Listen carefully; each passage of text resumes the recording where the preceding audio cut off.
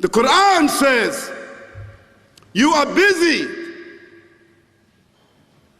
piling up, calculating, developing your careers, your money, your occupation, your wealth,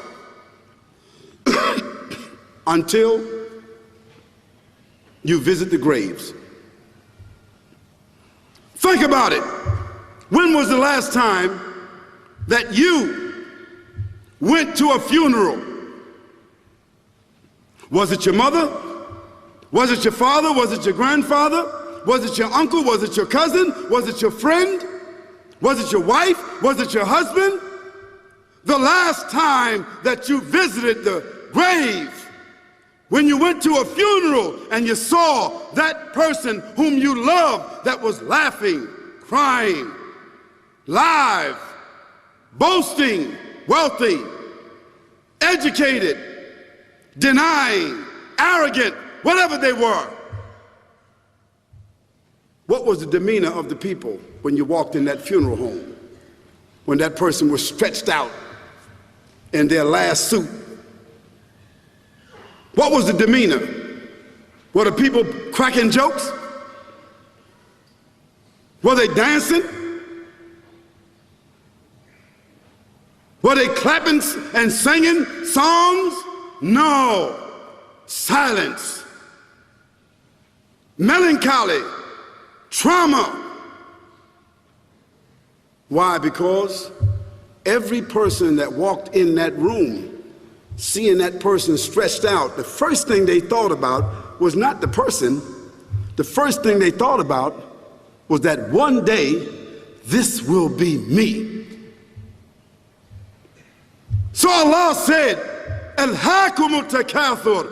All of us, all of you are engaged in running your mouths, doing your business, multiplying, buying houses, cars, business, whatever you're doing. And when you're told about God, religion, life, morality, you're saying, look, I ain't got no time for that. I got no time for that.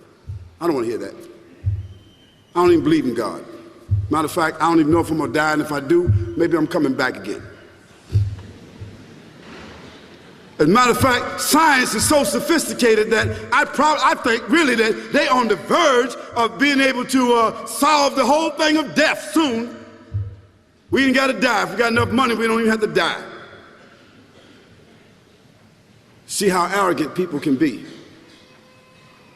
until they visit the funeral house.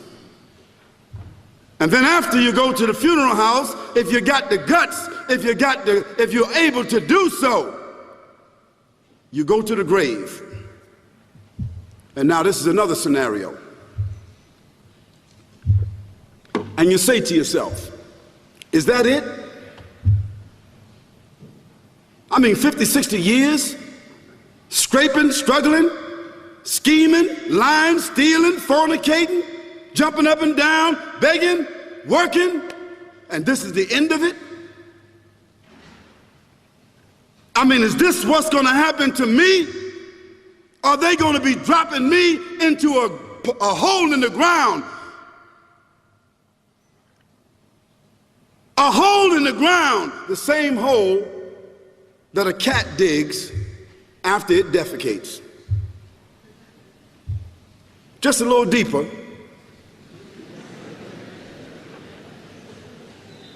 But for the same reason.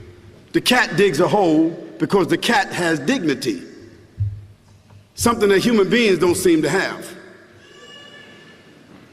Instinctively, the cat digs a little hole, covers it up.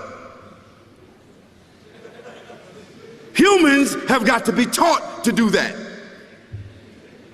But it's for the same reason. So you and I, we're going into a hole a little deeper than the one the cat dug. And all the people that's crying, pulling out their hair, screaming, almost acting like they falling in the thing with you. They want to just jump in there with you. Not really though, you know, it's all an act. Because ain't nobody really gonna jump in there and stay in there. They don't love you that much.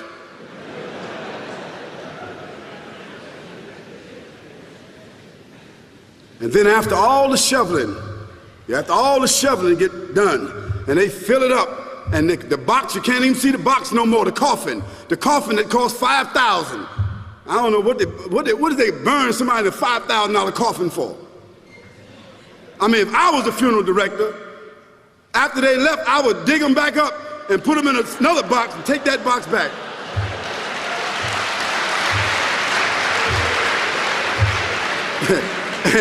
and honestly, I'm telling you, that's what they do. Yeah. So after all the money and all the drama, and they dig that hole and put you in there and cover you up, and everybody goes back to the place, go back to mama's house or daddy's house or whoever's house, and we cook some chicken or whatever it is, and we do a little dancing and drink some scotch and forget all about that person, and then we want the lawyer to come now and talk about, divvying up the spoils. So if that woman who died had a husband, somebody else is gonna marry him, you know that. And that man who died, that woman, in about 6 months or a year of grieving or whatever it is, she gonna come to understand that she needs somebody else to be with, so she gonna marry somebody. So that means if his suits are still in the closet and he can fit them, who gonna wear them? So it really means that after all this time, and the people walk away from that grave, it's over. What about that person in the grave? What's happening? Because you know and I know that death is almost like sleeping.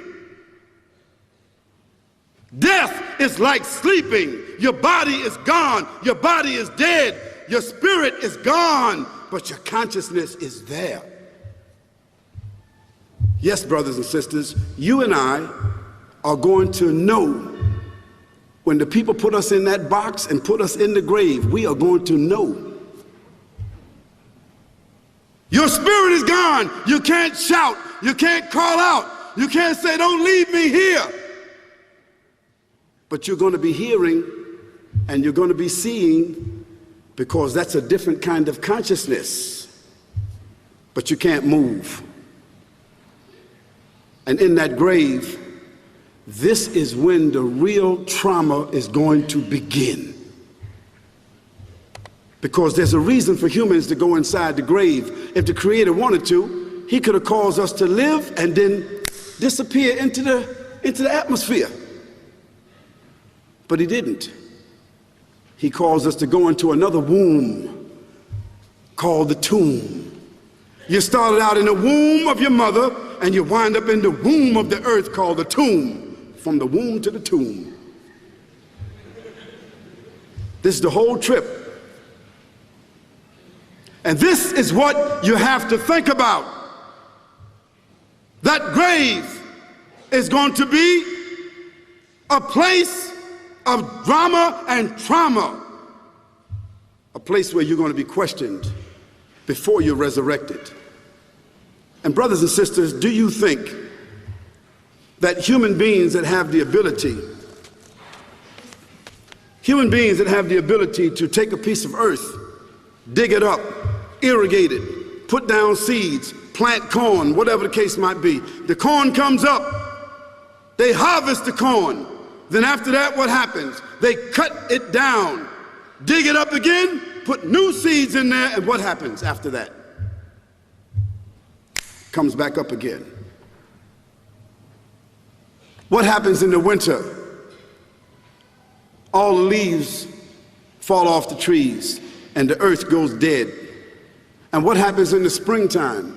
The water comes, generates the earth again, germinates all over again, new grass, new leaves, new flowers, new fruits.